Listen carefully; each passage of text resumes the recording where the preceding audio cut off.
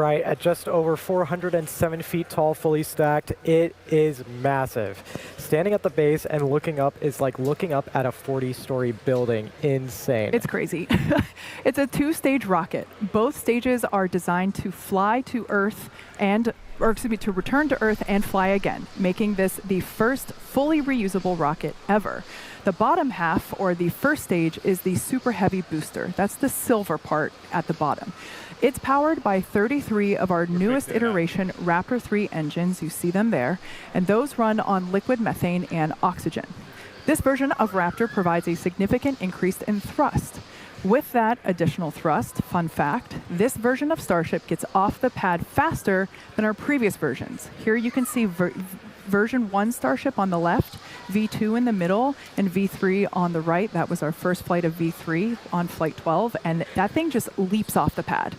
That's right. Now, Super Heavy also has 3 grid fins now, which you can think of as aerodynamic rudders to help steer during landing.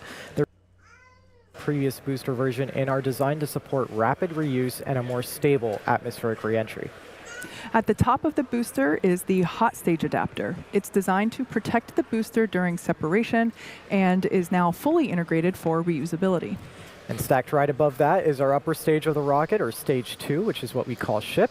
It's powered by 6 Raptor engines, 3 optimized for sea level performance and 3 for the vacuum of space. Ship's design could one day enable point-to-point transfer on Earth, meaning you could travel anywhere on the planet, just like an airplane, but this time in an hour or less. It's designed to carry massive orbital payloads, cargo and crew, to Earth orbit, the Moon, Mars, and beyond. And for the first time, we're carrying real Starlink V3 satellites to space. For more on that, let's head out to California, where Tyler is standing by with the team in Hawthorne. How's it going, Tyler? Hey, thank you so much, Kate and Nate. I'm Tyler Lionquist, a Starlink business analyst here at SpaceX. And for those of you who have been following along, the Starlink version 3 satellites have been designed to take full advantage of Starship's payload capacity. We're going to get our first look at those satellites today. The Starlink V3 is our next-gen satellite and includes meaningful increases in capacity, data density, and power generation. We'll be adding around 20 times the capacity into the constellation on each Starship mission as compared to the version 2 satellites that we currently launch on Falcon. That means that we'll be able to serve more people all around the world with increasingly better high-speed internet. Like all of the Starlink satellites, the V3s are built at Starlink's site in Redmond, Washington, where we already build more satellites than anyone else in the world today. The Starlink V3 sats are designed to support 1 terabit per second of downlink and 160 gigabits per second of uplink capacity. That's approximately a 10 times improvement in downlink capacity and a 22 times increase in uplink capacity from the version 2 Starlink satellite. Serving this capacity to and from customers are the satellite's upgraded phased array antennas. The upgraded phased arrays are fed by SpaceX's in-house developed chips that were designed to serve customers more efficiently in both densely and sparsely populated regions simultaneously. Each Starlink V3 satellite is also equipped with 6 high-capacity 400 gigabit space lasers. These 6 lasers will allow high-bandwidth traffic to flow uninterrupted between any 2 points in the world with redundant paths across a petabit laser mesh network. And if that wasn't enough, the V3s will carry 4 quad-band radio frequency backhaul antennas. These will take advantage of the Ka, E, V, and W communication bands, allowing for an 8 times improvement in the supported capacity compared to our V2 sats. Now that's a lot of growth in capacity and capability, and as such, the new satellite design requires more power. So the solar arrays on V3 will generate approximately twice as much power as the current arrays that we fly on the V2 satellites. And they're also optimized to reduce drag in the lower orbital altitudes in which these satellites will operate. But before we operationalize these satellites, we want to put them in a flight-like environment. So these satellites were just loaded into Starship yesterday ahead of today's launch. And once deployed, the Starlink team will only have about 20 minutes of flight to speed run some tests before the sats demise in the atmosphere. Now, the team will attempt to run tests such as extending the new solar arrays and antennas, connecting with ground stations, and turning on the satellite's communication systems. And this is all part of SpaceX's iterative process to technology advancement. And from the beginning, Starlink was designed to scale rapidly and improve continuously. From production to launch and ground infrastructure, Starlink is uniquely positioned to keep pace with rising demand around the world. In fact, just this week, we rolled out the next generation Starlink kit V5, which is built for reliable, high-speed home internet. I'm gonna pause their video just for a second. This is the new stream setup. Mission control. Nice. We got starting soon. It has a countdown, but I have to reset it. We got BRB, ending, and of course, just your beautiful, beautiful Fundy. Anyway, let's go back to the screen. Oh, is Starlink releasing something? Is Starlink releasing something new? Introducing Starlink V5. Oh, there, new dish. Smaller, lighter.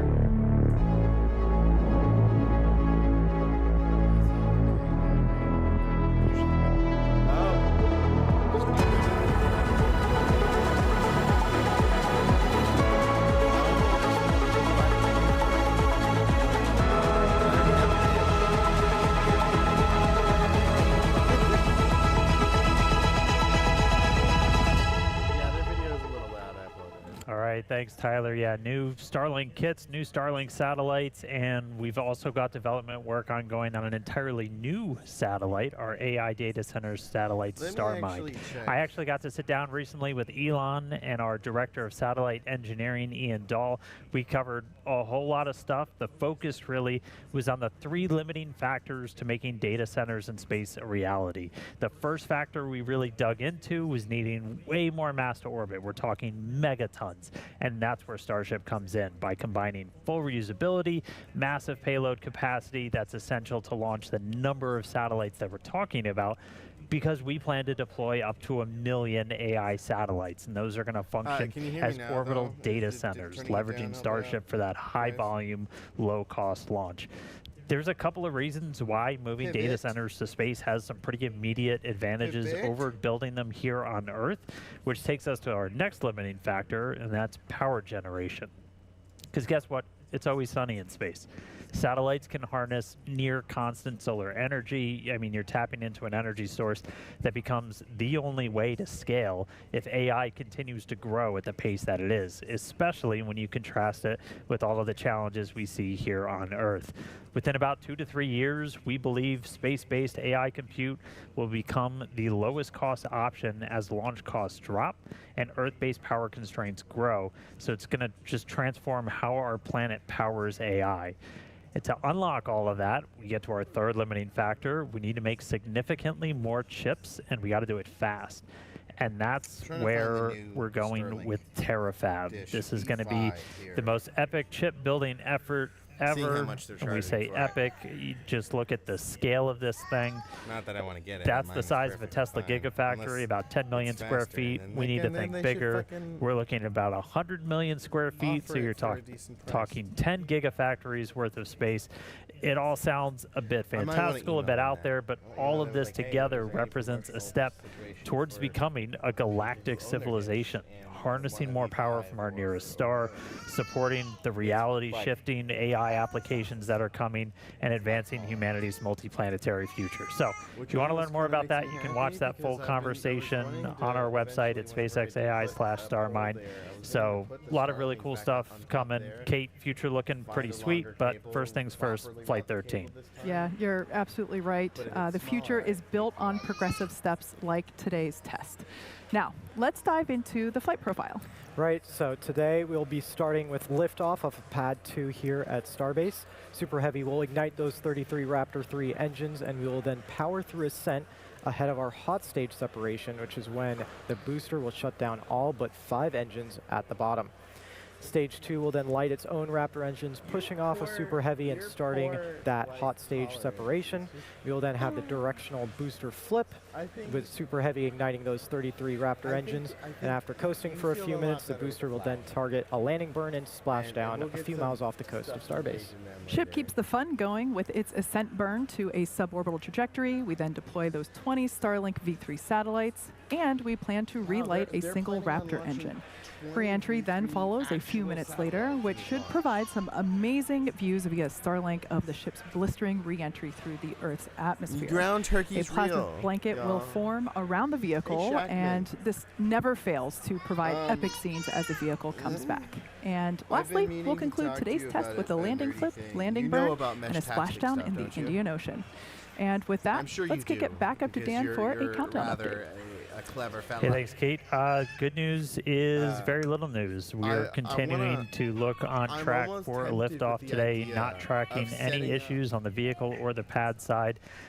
Range status continues to be green. Reminder, we're tracking the range out in the Gulf off the coast of Starbase where we're launching over, and then also out in the Indian Ocean where we're hopefully sending a Starship in just about 11 minutes from now. Weather looks gorgeous, blue skies, low winds, couple of clouds, not a concern for flight today. And again, the vehicle and the pad both looking great. We are in kind of the latter stages of propellant loading. We got into the go, no go with the flight control team at about T-minus 1 hour, and then we've been loading prop for about, quick math, about 26 minutes now. We're going to continue loading propellant, that's your liquid oxygen, your liquid methane, onto both of these vehicles until just a little over 2 minutes before we lift off. We'll close out on the ship at about 2 minutes and 10 seconds, and on the booster before that at about 2 minutes and 50 seconds. So at the moment, we're looking good. We're counting down to the very top of our window. It was a 90-minute window. It opens right at 5:45 p.m. Central Time. Looking good to hit that right at the top. Back over to you guys. Thanks, Dan. Now, as teams prepare for today's launch from Texas, work is also continuing on the other side of the Gulf in Florida, where Starship will soon be launching, potentially later this year. That's right. Starship flights from Florida will initially lift off from Launch Complex 39A at NASA's Kennedy Space Center. Teams are working through Starship system activations, performing initial tower chopstick motion tests, confirming the operation of the hold downs on the launch mount, and performing multiple integrated tests of the propellant farms, water farm, diverter, and launch mount. With Starship coming to 39A, the launch complex will soon have 2 operational pads for 2 very different rockets with Starship and Falcon Heavy. It has been awesome to see the 39A Starship program come to life over several years, and it's going to be exciting to soon see a Starship launch from this historic pad. Yeah, we're super excited. But 39A isn't SpaceX's only pad in Florida. Just a few miles down the coast at Space Launch Complex 37, the first of 2 Starship launch pads at that site is quickly taking shape. Pad 37A is targeted to be ready for flight operations early next year, which is very fast considering we only started construction on the pad in November. This year, teams have worked through ground preparations at the pad and fuel farms while also fully excavating the flame trench for Pad 37A. In June, stacking began of the launch and catch tower, and you can see that there on your screen. And we have plans to complete that stacking in the coming weeks. And a few miles west of Pad 37 is our Cape Giga Bay, where all Starship vehicles in Florida will be processed for flight. Recently, teams finished erecting all of the building steel and are now working to finish the exterior of the structure. In the coming weeks, SpaceX will complete activation of the first crane in the building, set up the first integration stands, and complete platform work to be ready for supporting the first Starship vehicles that will arrive in Florida. We'll transport the rockets from Texas to Florida, and honestly, it's just going to be so exciting to see a Starship take flight from the Space Coast. Especially exciting as I had the opportunity to play a role in the Starship Cape program in my previous role, so that's pretty awesome. Pretty awesome. Yeah. Clearly, SpaceX's future in Florida is coming together quickly with planned launches already on the horizon, including regular trips to the moon. And speaking of the moon, NASA recently announced the Artemis 3 crew for the next moon mission. Let's head back up to Dan for more on that. Yeah, thanks, Kate. I mean, we're not going to take a minute. We're not going to take a minute to nerd out a little bit about the moon. So NASA just announced the Artemis 3 mission. That's going to be a crewed demonstration flight into low Earth orbit designed to demonstrate a lot of the critical systems needed for future lunar landings. We've got our astronaut crew, 4, 3 from NASA, 1 from the European Space Agency. Randy Bresnik, Luca Parmitano, Frank Rubio, and Andre Douglas are going to crew that mission slated for 2027. That's going to be the penultimate mission, the final test before Artemis attempts to put bald astronaut boots representation. back Two on bald the guys are moon going for the to first space. time since 1972. For our part, we're going to be launching a Starship with a docking port on the nose so we can practice rendezvous and docking with the crew inside of Orion. One of our key test objectives is going to come after docking, I think where we're going to be able to test out the maneuverability of both vehicles while they're connected. This has some extra importance as the revamp plan for the Artemis landing missions are going to use Starship to do the burn that sends astronauts to the moon from Earth orbit. And one other cool ad that just came out today, NASA is going to be putting 2 SpaceX mini lasers on Orion to connect it to our Starlink constellation, where we already use thousands of lasers today. And they're going to be doing that with the goal of enabling 4K imagery and video from the spacecraft while they're in space. So a lot of excitement planned for next year as we all work together to send humans back to the moon, begin building a moon base, get to that future where anybody that wants to go to the moon is going to hopefully be able to go to the moon. So lots of really cool stuff to come. For now, though, we're at T-minus 6 minutes, 18 seconds into today's launch, and we're getting into terminal count. So let's zoom in. So range continues to be green. Weather continues to be gorgeous. We are getting into the final stages of propellant loading on both stages of Starship. Again, we're putting liquid oxygen, liquid methane on both the booster and the ship. The ship has main tanks. It also has those small header tanks in the very top and the nose of the vehicle that we're going to fill up. We're going to close out on the ship at about 2 minutes and 10 seconds before launch, and then the booster at about 2 minutes and 50. Once we're completely done prop loading, you've got about 11.5 million pounds of liquid propellant on board both stages. Then we start to get the pad itself ready for launch. We do what's called pushbacks. That's you're clearing out all of those propellant feed lines that have been flowing from the tank farm into the tower, into the vehicles, push it back into the tank farm, and then we also start purging all of those lines with an inert gas, just getting it ready for launch. We'll do final thrust vector steering controls on our Raptor engines at about T-minus 100 seconds and then T-minus 60 seconds. If a hold is needed, shocking change, it's now going to come at T-minus 60 seconds. That's a new time. We've balanced out a couple of our final checks that happened before liftoff, and we moved them a little bit earlier before we start flying. So that time is now at T-minus 60. That's the point where we can pause to wait. We'll only hold there if there's an issue, and we can recycle back. There's been so many. Minus 60 seconds passes, a number of events will occur in rapid succession. Both the ship and booster will configure their comm systems for flight and will rapidly run leak checks on gas and fluid tanks. The booster will also go to internal power and its engines will get its final priming for launch, while the ship's engines begin their ascent bleed profile and it arms the automatic flight safety system. There's a lot of mechanical activations on the tower side as well, with one critical step, unlatching the quick disconnect feeding propellant into the ship. And once T-minus 60 seconds has passed, there is still the ability to rapidly recycle the count under certain conditions back to that T-minus 60 second hold point. We can hold there and assess what happened and if teams can proceed again to T0. We've got about 5 to 8 minutes of hold time, and that will largely be driven by the propellant temperatures that we see on the vehicle while holding. The flame diverter on pad 2, which you can see the side profile of it there on your screen, that activates at T-minus 17 seconds, and if we trigger a hold after that, it will result in a scrub for the day. So we're now just under 3.5 minutes until liftoff. If you've recently joined, we're planning to deploy 20 of our Starlink V3 satellites. These are real V3s on board, so that's exciting. We also would like to perform a Raptor in-space relay as well. That's right, and actually on the screen now you're seeing an awesome view of our pad and the clouds that you're seeing coming off of our fuel tank farm, all now being used for its second time here for Flight 13. All right, so we're through the 3-minute mark, so we should be closing out prop load on the booster any second now, and then the closeouts on the ship will come just a little bit after that. Again, we're looking a little over 11.5 million pounds of propellant on both of these vehicles.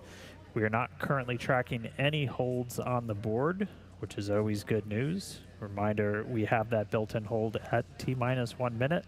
We're only going to stop there if we run into an issue where we need a couple of minutes to hang out. But right now we have no holds on the board. So a lot on deck for Starship, the second flight of Starship version 3, booster version 3, Raptor 3. Looking to get off the pad here in 2 minutes. I'm very excited. Well, there's not a lot of people. Wait, where is everyone?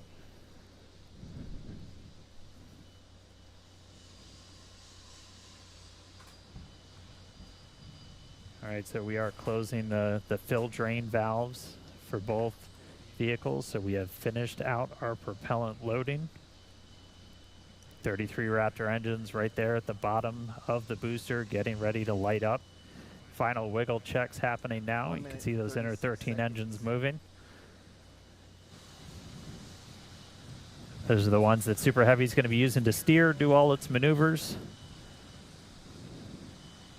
We just got through those. Okay, so we are 1 minute, 20 seconds away, counting down. We're going to listen in. Again, not tracking a hold, so we should move right past T-minus 1 minute. If we recycle back to it, we'll figure out why, and then we'll continue counting down. So let's go. T-minus 1 minute. Let's listen in. Let the rocket do the talking. See if we can get a Starship off the pad today. We did trigger a hold.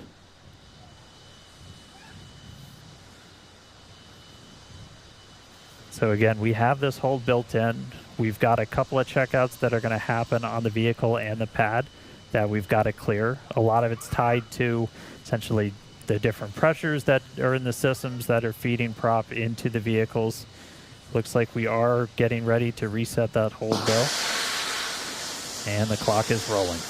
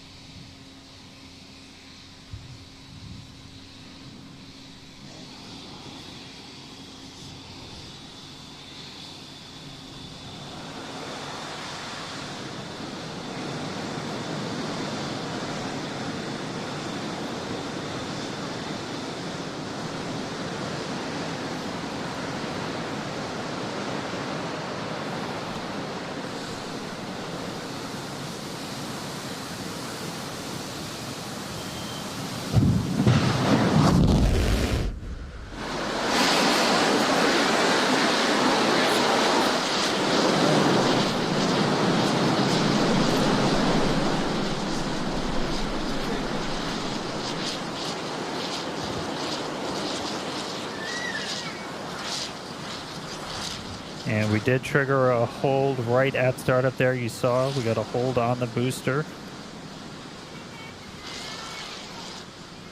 So stick with us for a second. Okay, we're still able to recycle it. Oh. Okay. So we did trigger a hold on the booster that aborted our liftoff as we were starting to light those Raptor engines. As a reminder, since we already turned the diverter on, we are going to be scrubbed for the day. The team's already starting to pull for offload of both vehicles, so starting to get the prop off.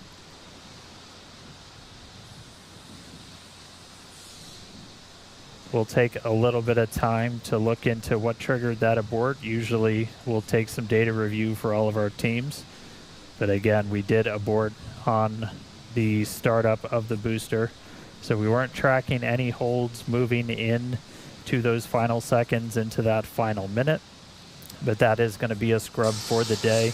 So the team's now moving into commodity offload. We're going to take the methane and the oxygen off of both Starship and Super Heavy. Well, So not the end result you're looking for, but we've got vehicle there still on the pad, and they're going to get these commodities offloaded. We'll take some time, dig into what triggered that abort once the booster was igniting to launch, and then we'll figure out what our path forward is going to be. Again, if you're just jumping in, we're not going to be launching today. We got all the way down to startup, triggered a hold on the booster, and that shut down the engines right as they were starting to ignite. All right, so at this point, they're going to get into offload. We're going to get all the methane, all the oxygen off the vehicle, and then we'll figure out next steps. So, no Starship launch today. We'll dig in with the teams, figure out what happened, and figure out when our next attempt is going to be. And obviously, we're going to keep you updated as well.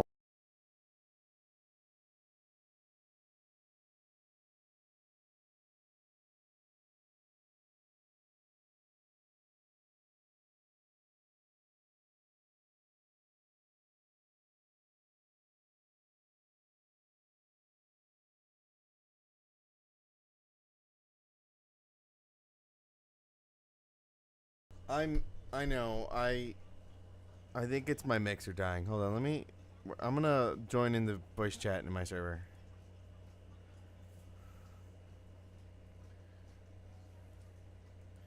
Sliding is awful. Oh, hello. Hey, Matavo. It didn't. It didn't do nothing. Hey, Matavo. What's going on, man?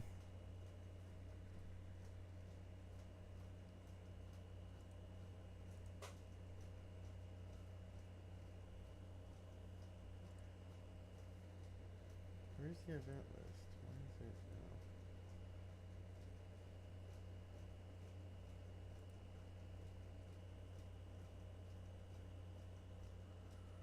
now? So, let's actually go to the topic I want to talk about. I have some plans, y'all. Eventually, we had to, of course, I'm showing you a little side project I'm eventually going to do because I have to go buy the stuff, but I can't get the stuff right now because we're having to pay off some stuff that is coming up, and trying to grind to get that paid off is important.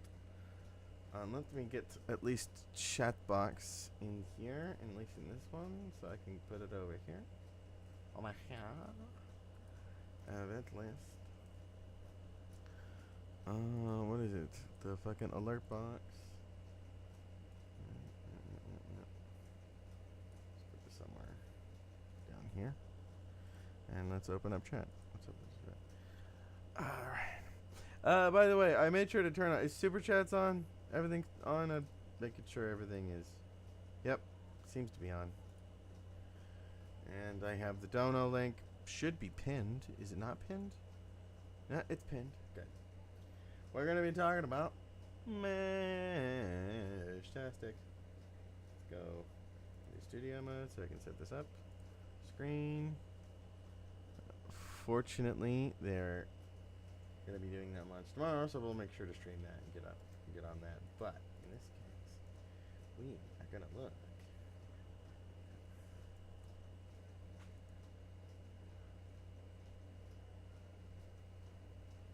Where is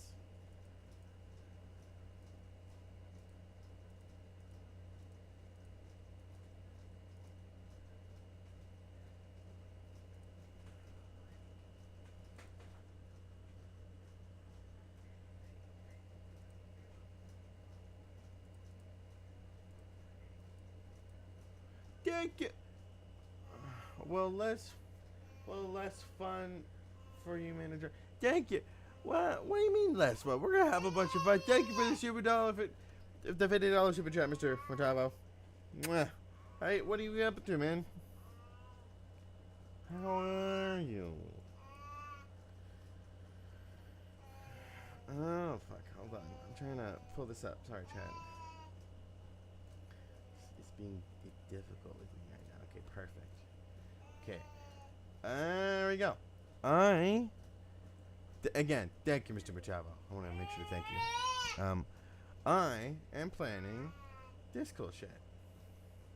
I'll give you a little bit of like a notification on what really this is. Let me do something real quick.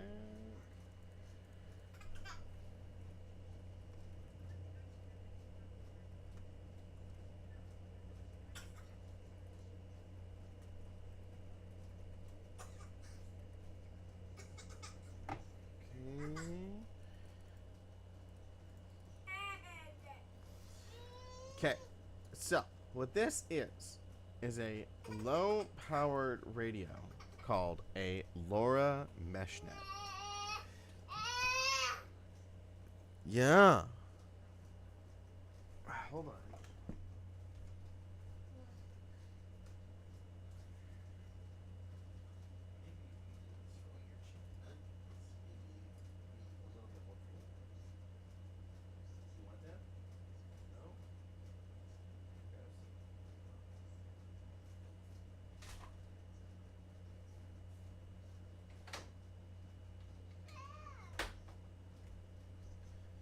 Okay, hold on.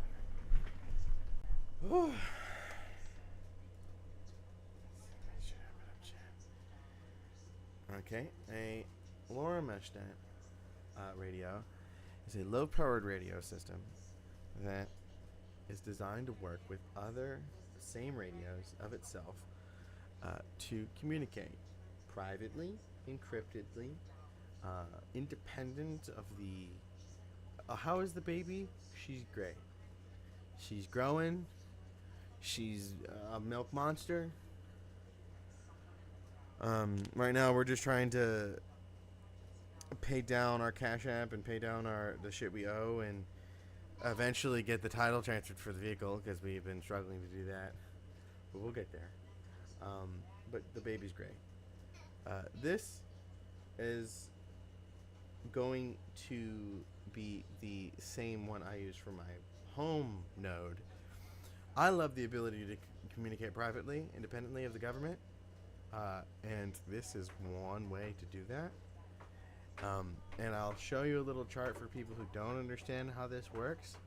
And it's actually really fucking cool. So let me, I'm working on pulling up a chart that can help explain this to y'all, Barney style, for y'all.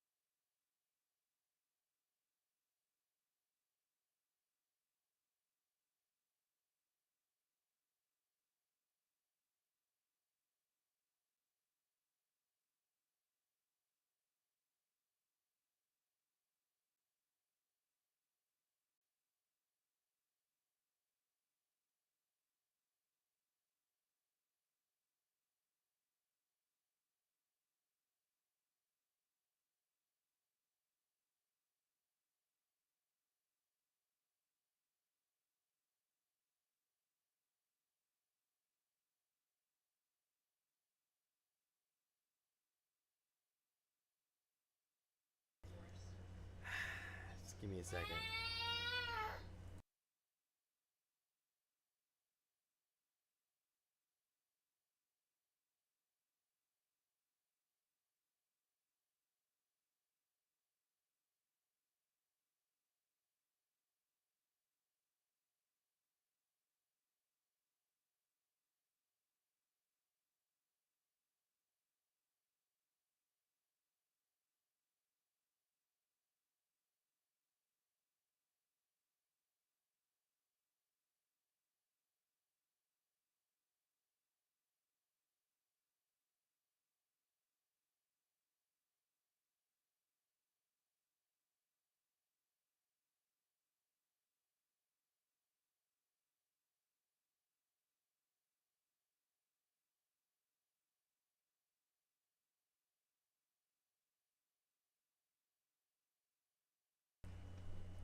I am designing a couple. Not designing. I am setting up eventually my own MeshNet network stuff. And a nice chart. Hold on. Oh, fuck. God damn it!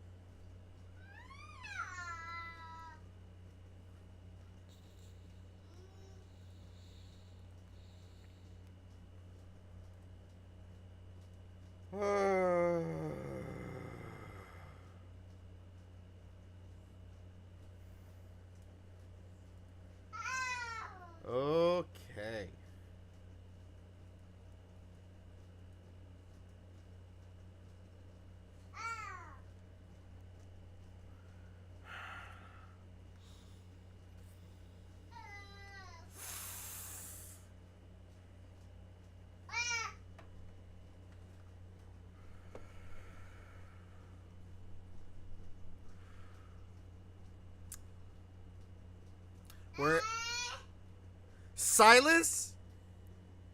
I have no misgivings in putting you in timeout. If all you're going to do is wait until Papa or Mama or anyone starts speaking and then you're hollering. The moment my mouth opens, you shouldn't be screaming.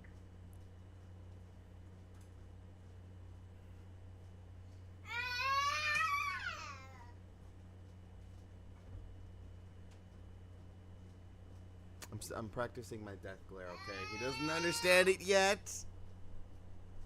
You do, kinda.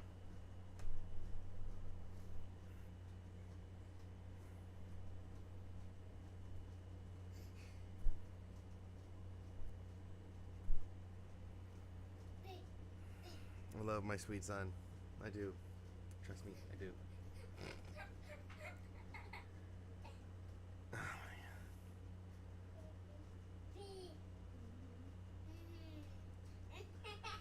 Wow, Claude literally did everything I did not ask. It made an entire app instead of just giving me a cool graphic. That's so stupid. That's so unnecessary. You did not have to do that. Oh my god. Silas, please take that from him. He's gonna start throwing it. I don't know. Maybe it's the loud bang bang I love 2-year-old haha noise. Pretty much getting into that phase of I like hearing myself scream phase. No, this but he's going through multiple oh my god. All I asked was for a cool graphic, meaning make and generate some type of image for it, and both intelligent AI systems have went overboard and wasted a ton of tokens on just making an image. Dog and disappointment is, I'm starting to use that in my vocabulary. I'm like, dog, what? Huh? Why am I saying dog? Is he? Dog. Okay. I could explain it better. I'm just going to explain it for anyone who's even listening, because I don't know how many people are here. So if you are here, thank you. MeshNet's is a low-power radio system that sends out very small packets of information quietly, efficiently, cheaply, freely. You have different setups. You have small, portable MeshNet stuff like this 3D printed case, which will eventually have a Heltec V4 board and a nice little whip antenna. Then we have which units I would call mini Chungus or little Chungus or little tiny, mouse units or whatever. Maybe I can keep with the duckling name, but this one right here is gigantic box that has a mounting bracket for a much powerful board, which I showed you first, which was that 1-watt board. This is going to be called Big Chungus. It's going to be the one that's going to stay in the car when we go out and we intend to use them, like camping or we're going out to an event. Because even though this is in the fucking parking lot, we could stick this in a spot where it isn't going to get beat down on the sun and stick it in the car and turn it on, and we can go to the Ren Fair and we can have our little ones on us. And then even though we're all across doing whatever, we know where we are and we can contact each other without having to worry about reception. That I love. Secondly, if we go to big parks or unless they have jammers, which would suck. But if we go to like big parks, San Diego Zoo, Disney, I don't want to go to Disney, it's too expensive, but whatever. Houston, yeah, different places. And so we're all ship-shape having a group chat.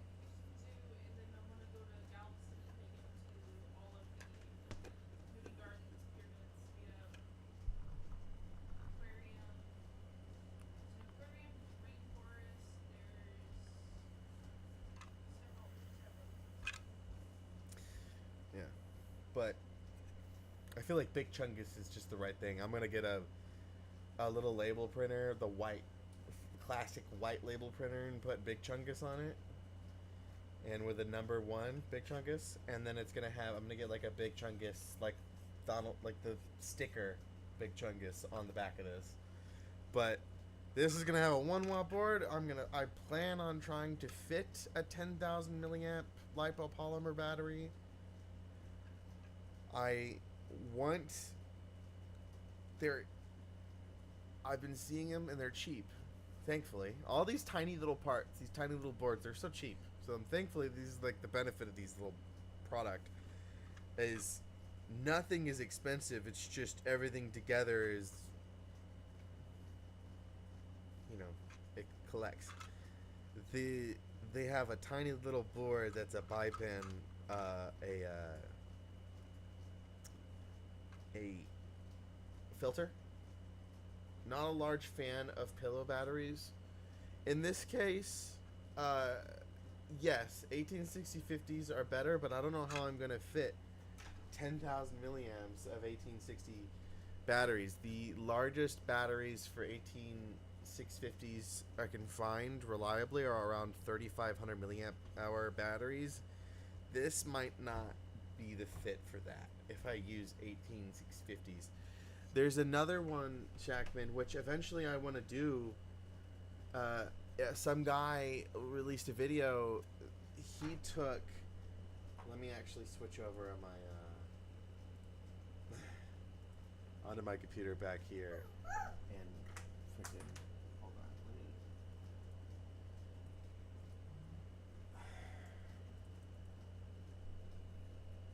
Of course, everything likes falling out of my fucking lap.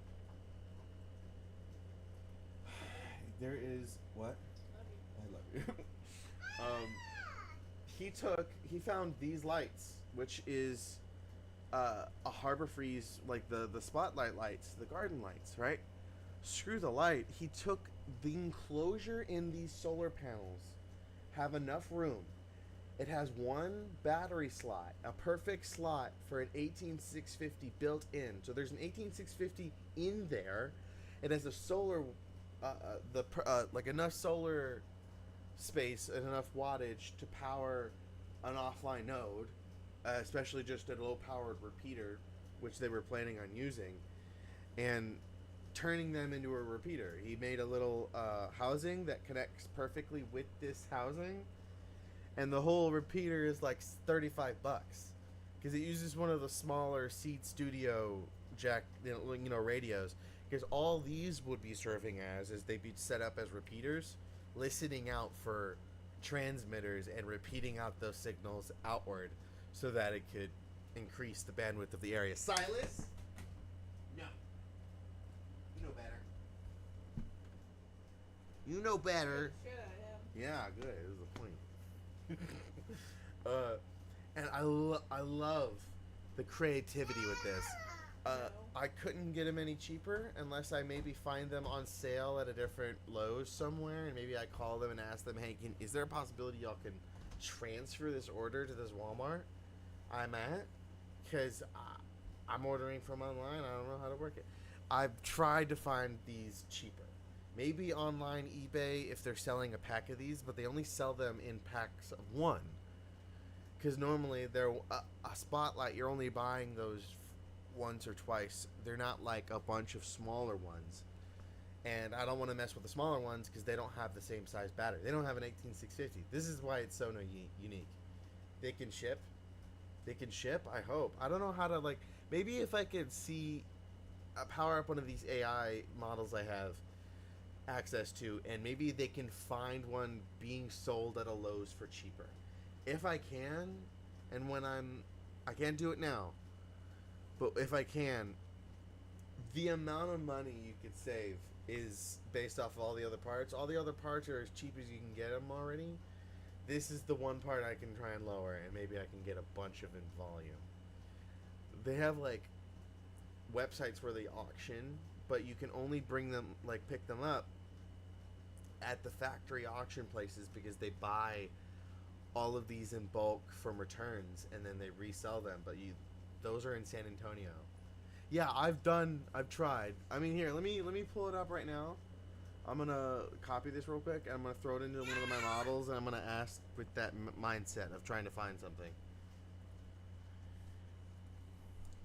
I want to find these Lowe's lights cheaper. Is there a Lowe's in the contiguous United States that I can ship to my Lowe's or ship to me and use that discounted price of that Lowe's in some region that sells this light for cheaper?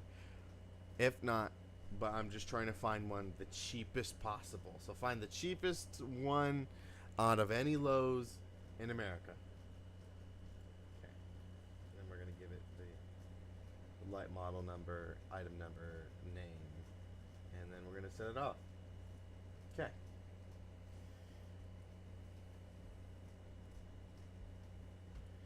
If there's a pallet and bin stores, you can get lucky there. That's the thing, is like trying to find ones that maybe it's like some store that sells to bulk, but this is a Lowe's brand that is exclusive to Lowe's. So it's finding some store that sells them for cheaper that has a bunch of them. Because if I can buy, when I want to buy them, I want to get like 3 so I can place them around town with permission. So if I can get them for like $3 a pop, and I've only spent the price of one of them, I'm happy.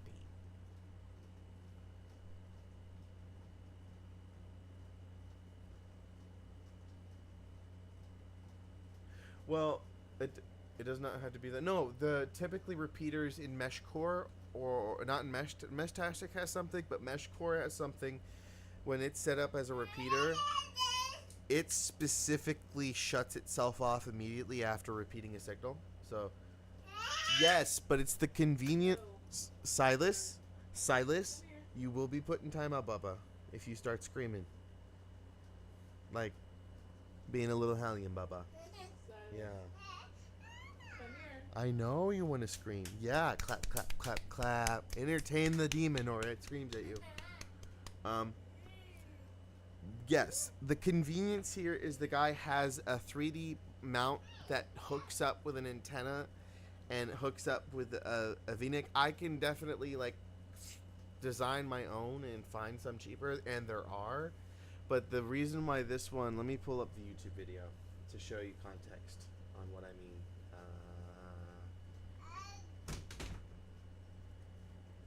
You're being a little hellion. He called it a solar repeater. Where is the guy's video? Here. He called it a Costs about $35 plus shipping. And pro tip, the more parts you buy, the cheaper the shipping will. So the benefit of why this is so useful is it's a waterproof housing. So it's already having that gasket that needs it to be waterproof. I'm gonna go to. So we need. Puts it together. It already has that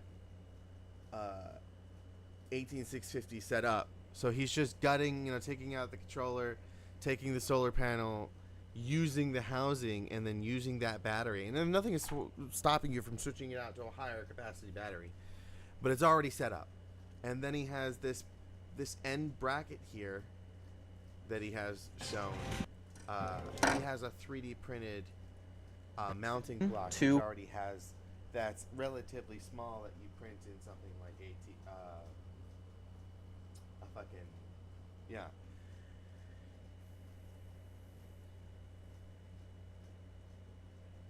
There's some that look close to it, but this is the only one that I could even find that has an 18650. So as long as I could find this particular light cheaper, I only need a few for my area. Well, yes, there's similar like branded solar lights, but they're gonna be more expensive than this, and they're not gonna fit the already set up kind of mounting bracket that I want to go with, and the other parts list that I could definitely do. But hold on, this. He's so cute. Let me see what.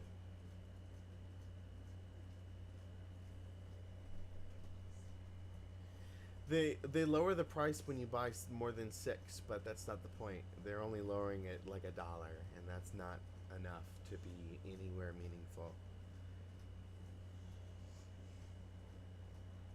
You're calming me down, baby. Hello.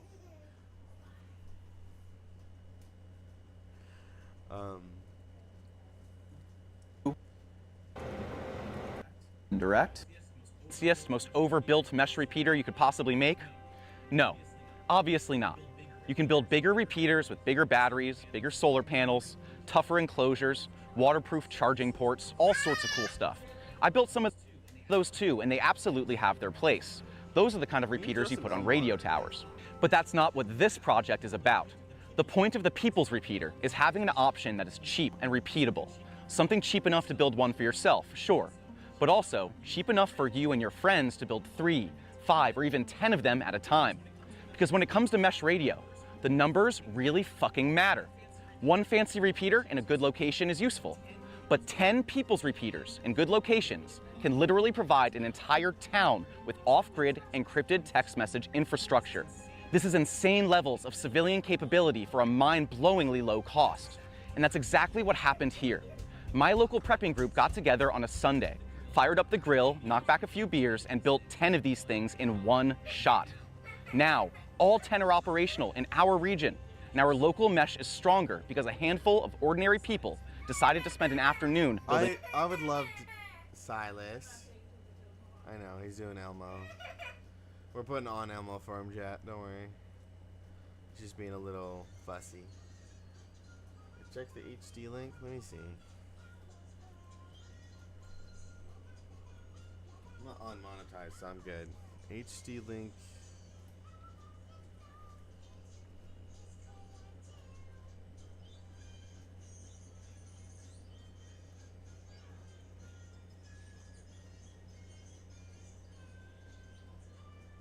What are you, send me a link in Discord.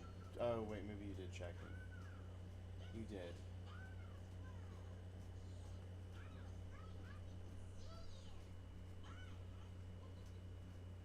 Yeah, I didn't put.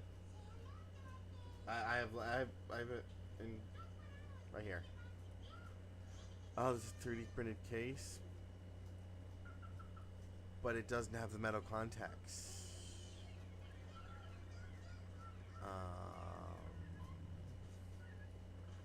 Again, the whole point of it is I can't.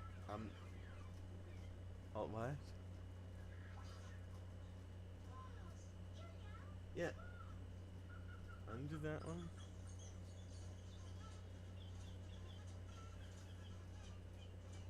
Yeah, these don't. I've checked. These don't have the 18650s in them now.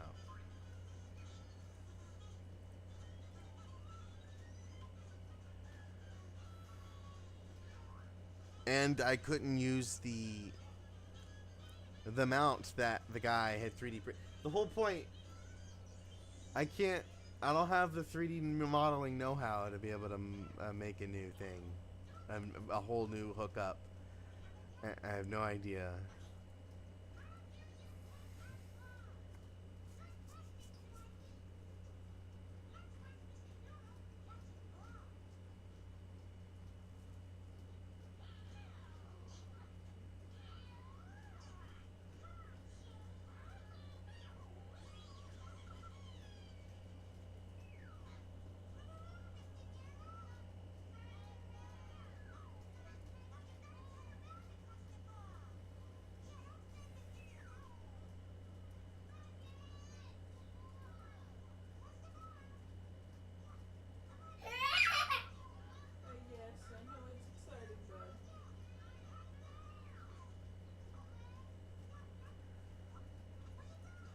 I'm gonna turn some music on. Sorry. You're fine. I know. I understand. No, it's fine, baby.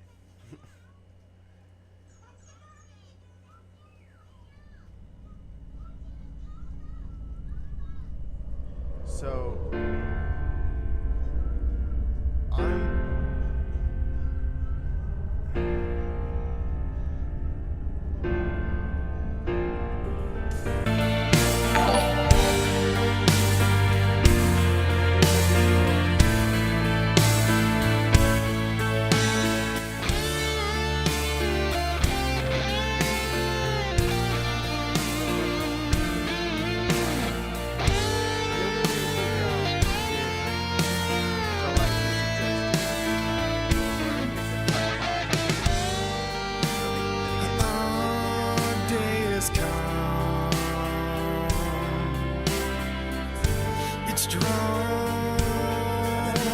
the sky. So don't shed a tear now. Be thankful for the time. Life wouldn't be so precious, dear, if there never was an end. Children still play in the Lost about 35. garden. Dance as the sun slips away.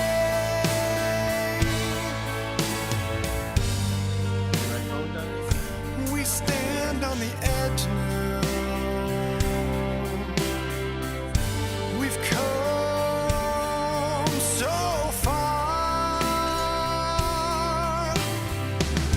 Through all the dust, it becomes clear. You will always be my heart. There's no death, no end of time when I'm facing it with you.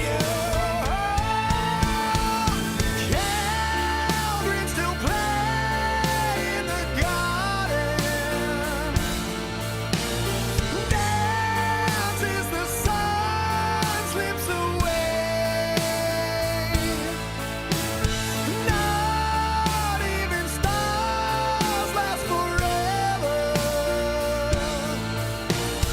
Lands of sassy rain.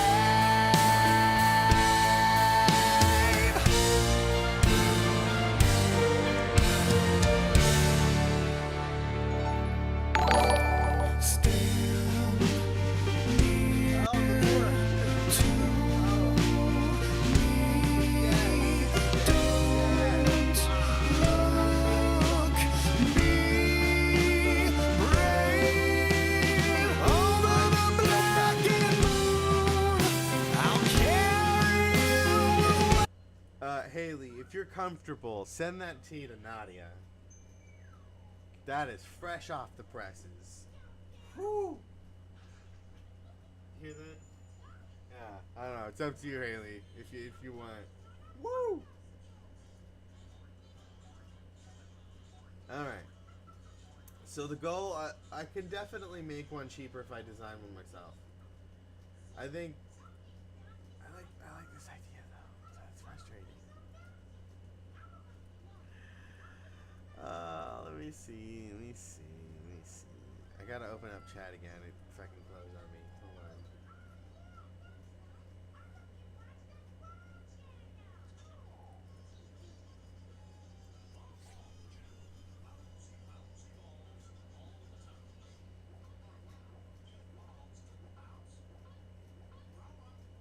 on. I don't think Lowe's is too far away from me.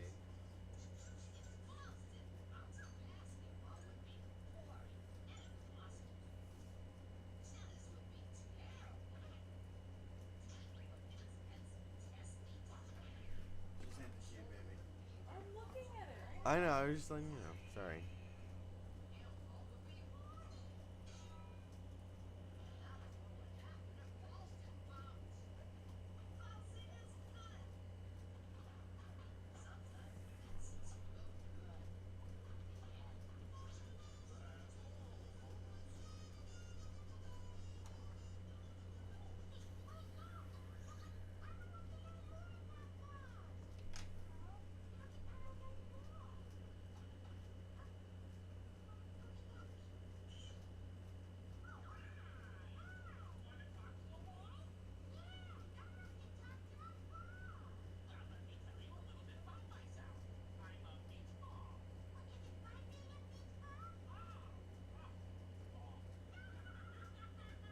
No, it got scrubbed.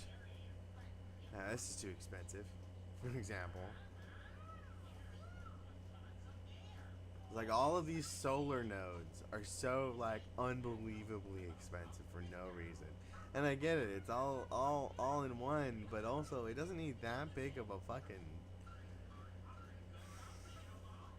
These repeaters are more than strong enough to also provide a good signal. So I don't know why they make these so fucking expensive.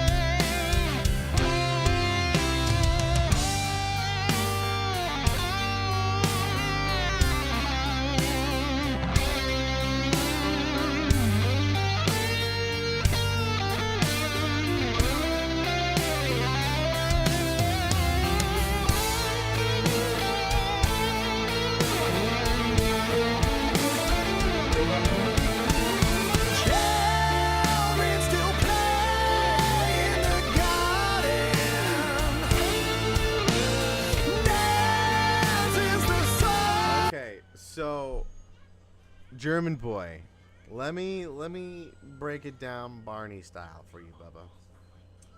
So, a meshnet radio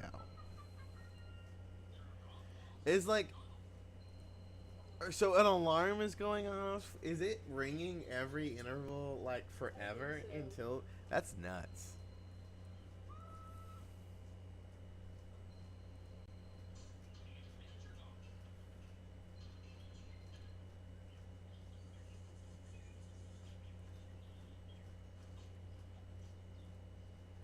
Okay, this seems. Let me close this so I can have a little bit of privacy. Okay, we're gonna pull out ChatGPT. Now you can get mad and complain. Oh, you want? Okay, it's a great chart it has up for y'all, and I want to give it to you so I can show you exactly what MeshNet is. Okay. In this case, we're gonna be going straight ChatGPT, and we're gonna transition to here. Okay, so MeshNet is a set of. Is someone calling her, or is it a? She doesn't have any minutes. Okay. That's why her phone's not with her. 'Cause it was relatively- It's continuously going again. Yeah, it's No, but it's a lot. It's gone twice as long as it's normally gone. Hold on, let me. Okay.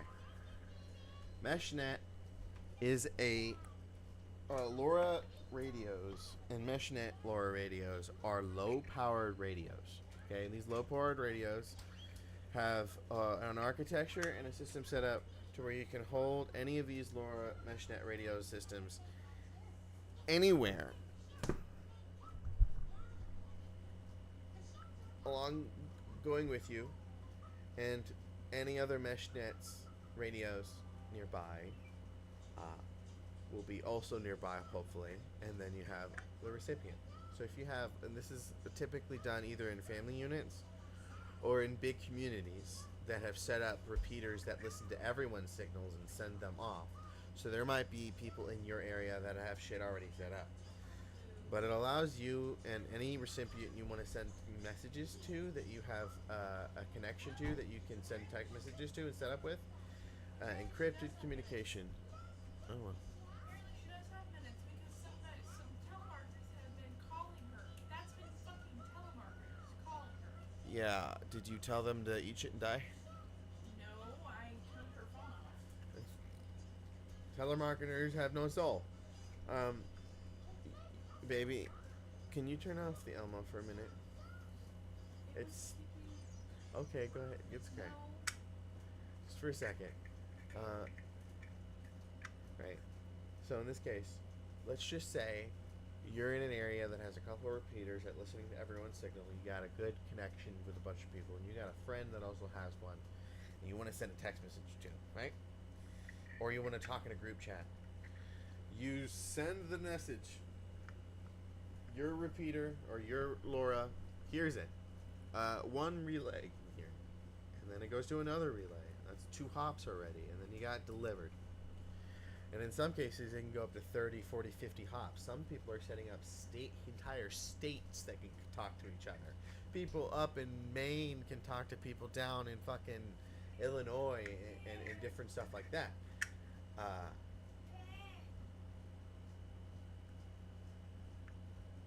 yeah, they're pretty cheap when you have a little bit of money.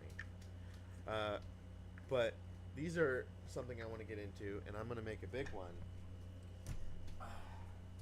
That will be one that I'm going to set up honestly as a relay or set up as a repeater so it listens to ours. And anytime I'm carrying this one boosts it out larger with a 1 watt board. I want at least 10,000 milliamps in this. I'm going to waterproof it. I'm going to seal it. I'm going to permanently shut it. Because what I honestly plan on is experimenting on whether or not I can use an induction coil and just use one of those smart chargers and just place this down, and it's 18650 batteries. They're rechargeable. They recharge pretty fast. So it could be something that could do that, or I can have one of the waterproof plugs that I just keep closed, and then I open up, and maybe there's a USB-C, or I can do something for solar. But I think I like the idea of finding one of those small induction coil setups that I can hook up and plug in maybe into a board instead of a solar charging board. Should get solar. I mean, maybe. Huh? What's it? It is 6:31. Before he goes to bed, I want to remove the main strip from the roof and replace it with the bassinet so that we can, like, shit in there. That wooden grid you want removed? So we can use it. Oh, in our room? Yeah. Oh, okay. And then, take the bassinet that's in our room, put it in there for storage until we get rid of it. Yeah. Hold on, let me put some music on for them them being. She's been asleep for so long. I'm afraid she's gonna be tough tonight. Probably is. I don't really know what to do about it. I'll be right back, chat. I'm gonna put some music on. I'm gonna mute Mike, and I'm gonna go move the baby beds real quick. Slips away. Not even stars last forever. Lands us acid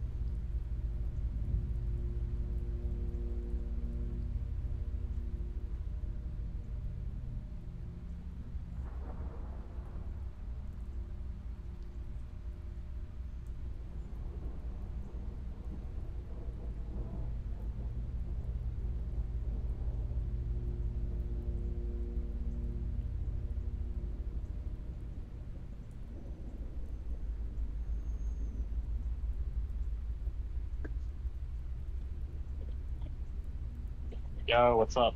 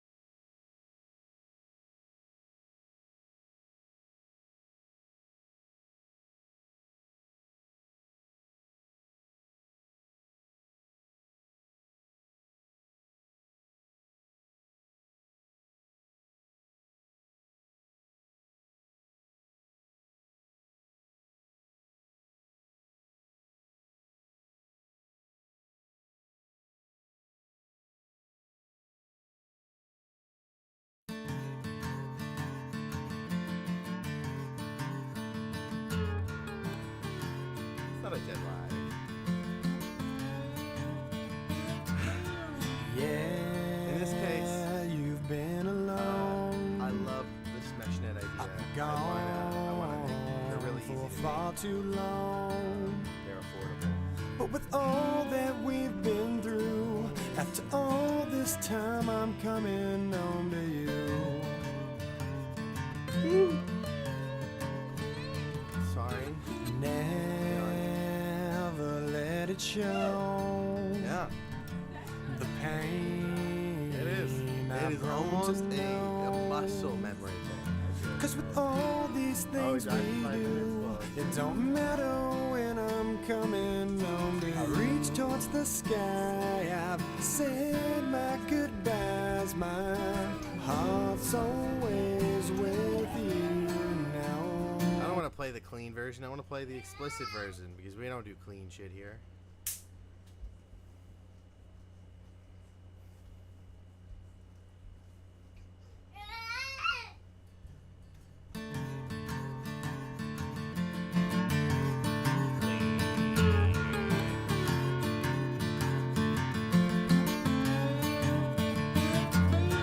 Yeah, you've been alone. I've been gone for far too long. But with all that we've been through, after all this time, I'm coming home to you.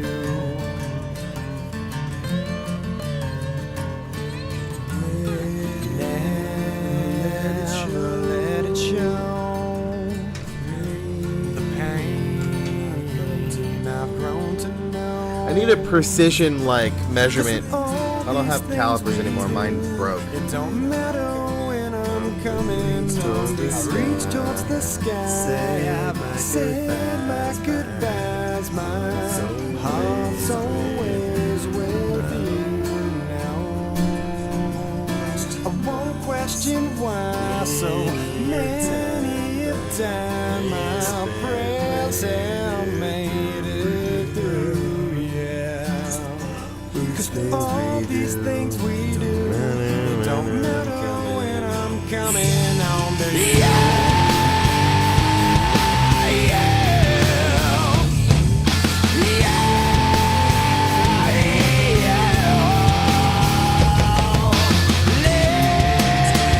Letters keep me warm,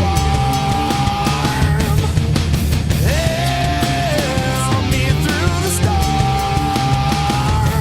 But with all that we've been through, after all this time, I'm coming home to you. I reach towards the sky, said my goodbyes, my heart's always with you now. I won't question why so many a time my prayers have made it through, yeah. Cause with all these things we do, it don't matter when I'm coming home to you. I've always been true. I've waited so long just to come home to you. I'm making it through. It's been far too long. We've proven the love over time so strong in all that we do. The stars in the night, let me their light to bring me closer to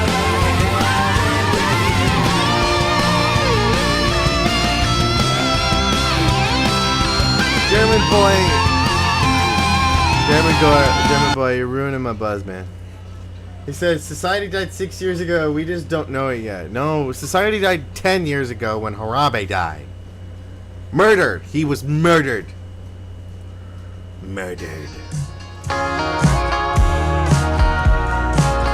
So this node right here is simulating someone on the ground with a high-powered node, like Big Chunk is here.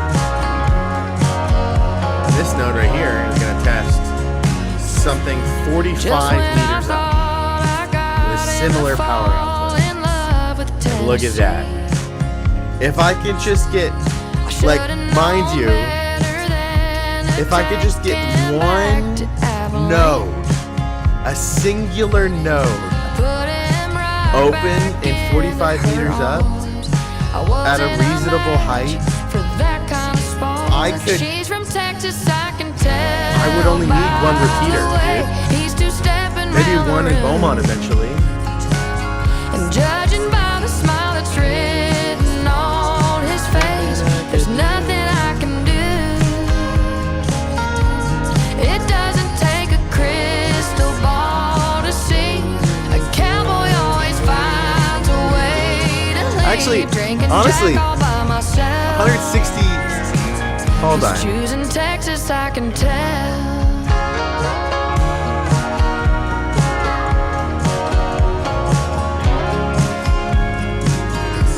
Well, I guess he 160. forgot So hold on, let me.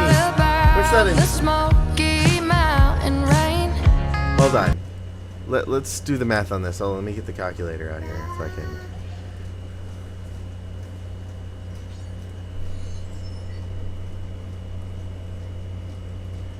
There's a bunch of water towers around here. 48 meters. Okay. Let me. Hold on. Chat, The give me a old second. hang tunes, the Memphis You'll be fine, blues Silas. we used to sing. He always loved Amarillo by morning.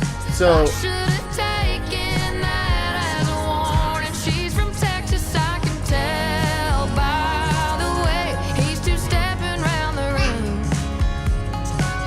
And judging by the smile that's written on his face, there's nothing I can do. It doesn't take a crystal ball Jack, to are you see. there? A cowboy always finds a way to leave. Drinking Jack all by myself.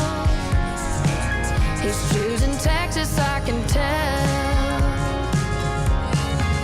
When I'm eastbound and down and I can't help but cry, 'cause I-40 gets lonelier with every mile. I'll know that his mind wasn't never gonna change. Okay. 'Cause his So I figured it out. That is about right. If I were to get permission to put one public repeater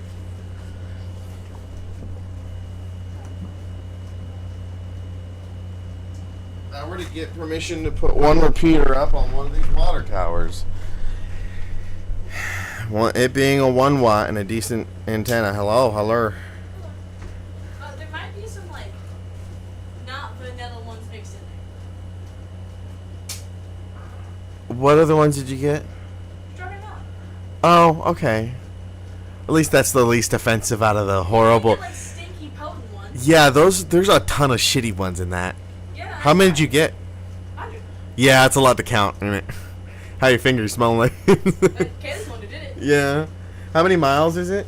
Let's see. We can actually measure the distance for this. For low connectivity, low signal doesn't mean that you're necessarily not going to get the signal. It's just a lower chance. If we're going to look at the outer boundary reliability, and then we go to length to the around to the other side, right? That is approximately 88 kilometers, and a decent coverage where you're most than likely going to be able to receive of about 50 kilometers in a big circle. So I would just have to ask permission, and I can highlight this point by saying it's like, hey, this is a community ran node. It's public. People can use it as a repeater to repeat their own mesh-tastic stuff. Maybe. Or I can ask someone I know who has something that high. I just needed to get it up to at least 45 meters. 45 meters, and you got all of the German boy, I swear.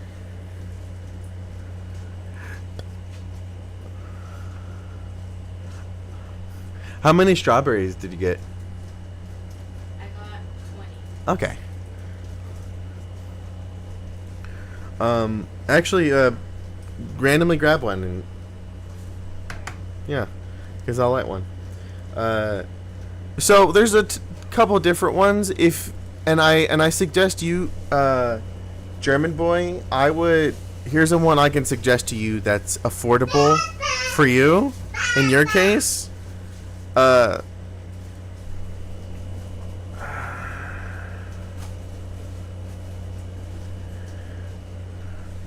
you only need one if you want to try things out. I would buy one that's already made. So in this case, there's this one that you could put together yourself. If you don't want to put them together, I know one that is already put together. Thank you.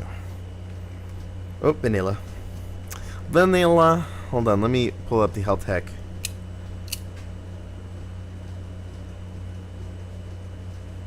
Okay. I'm trying to find one that was already put together for you so you didn't have to worry about that. Something like this. Some smaller one. You can get your own antenna. 35 bucks.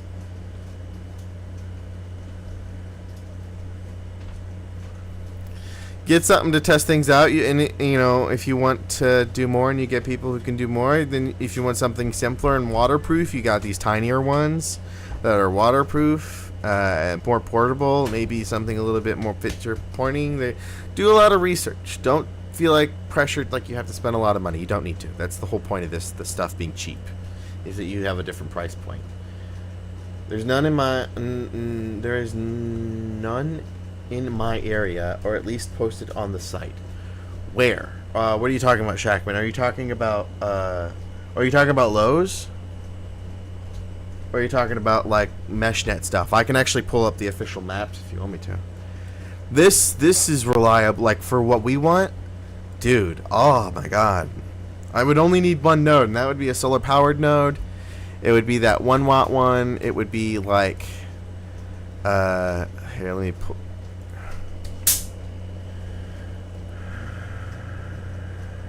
LoRa antenna. There's a specific antenna, actually. It's not these smaller ones. It's these ones. It's this bigger one. Actually, not that one. This one. This is a helium antenna. This one's a big honkin' boy, and this one has about 10 dBi. That would be up on a roof, or that would be up on 45 meters, and that would have a solar node with that 1 watt with a big solar panel enough to be able to power everything, and then bam, you're in business for a longer node. And that's what essentially I'm simulating here. This bigger node, and this is a smaller node. Even in my house, where I'm in the get down.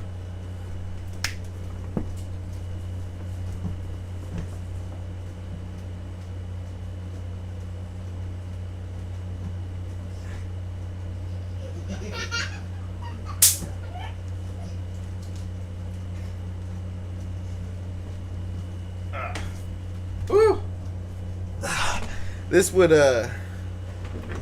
nodes? Oh, I could show you one here, dude. We're going to go to Mesh Core Public Map. And we're going to go to the network map. Get down! Get down. Get down. Get down. Get offended all you want. Get offended all you want. Get offended all you want. I don't care. You'll be fine.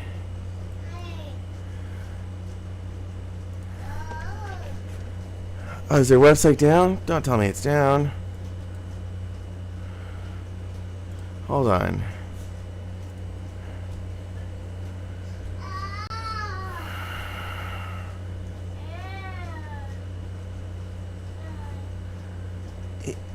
Don't you dare!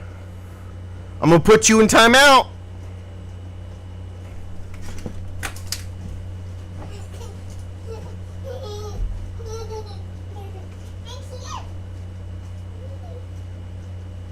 No.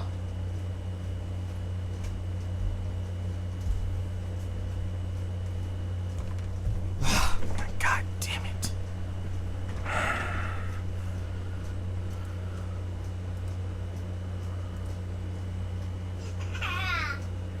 You'll be fine. Is their whole website down? Come on, dude.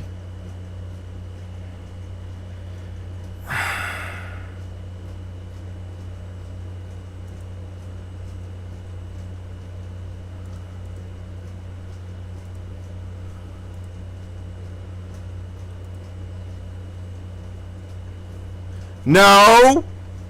No! No!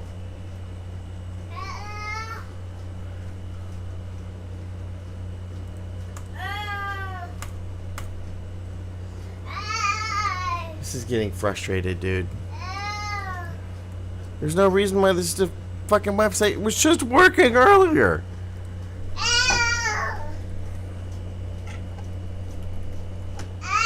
Stop, Silas. You climb up there, boy. I'm telling you right now, you're gonna get put in timeout for more than you think. You need to stop.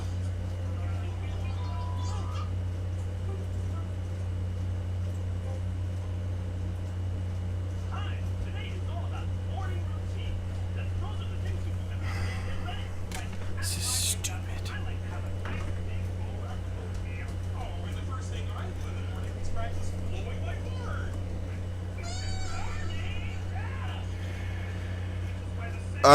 You can absolutely use that, but you don't need to use that.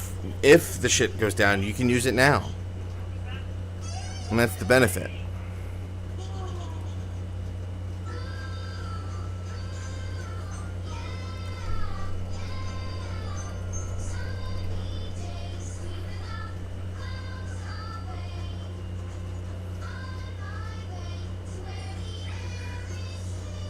The fuck?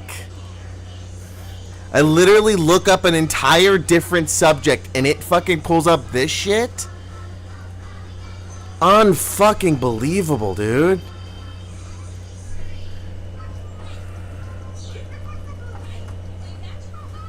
Why in the world oh my fucking god. What the fuck?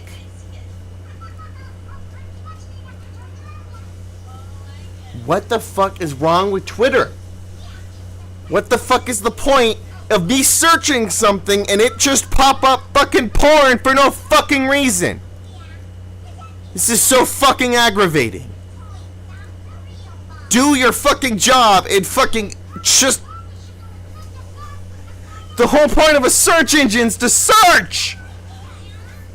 Ah! Mesh? This is not like a thing that just doesn't exist. It's blocking it out.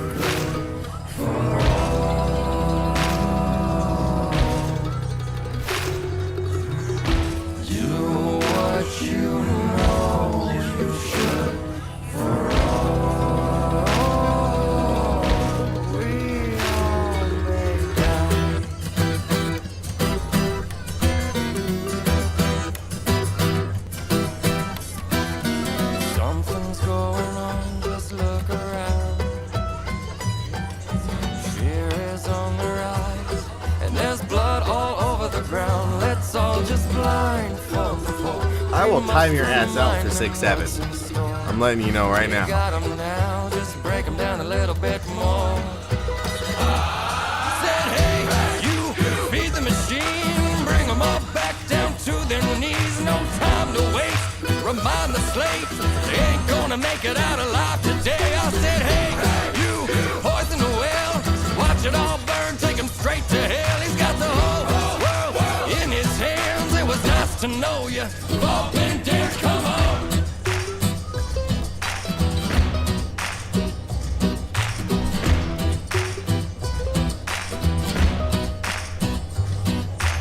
Nothing's going on, no need to fear. 1 minute to We're all 7. in this together. And just to make it all clear, we want the same. You want me to put him in there? This will all be over soon. Now here's a little pill, here's the truth.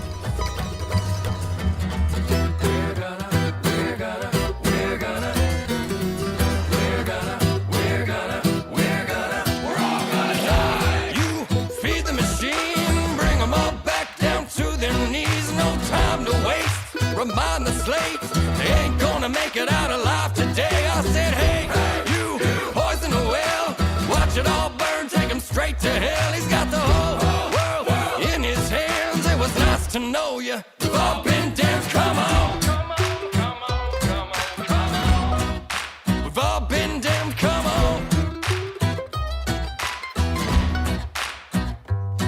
Said, hey, you feed the machine, bring them all back down to their knees. No time to waste, remind the slaves they ain't gonna make it out alive today. I said, hey, you poison the well, watch it all burn, take him straight to hell. He's got the whole world in his hands. It was nice to know you. We've all been damned. Come on. Come on, come on, come on, come on. We've all been damned. Come on. Come on, come on, come on, come on. We've all been damned. Come on.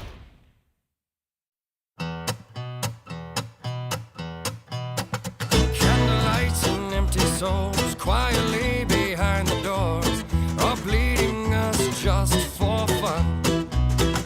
Men of power telling lies with shifty hands and thirsty eyes, and they can smell your fear like blood. Oh, my weary soul, we met your kind before.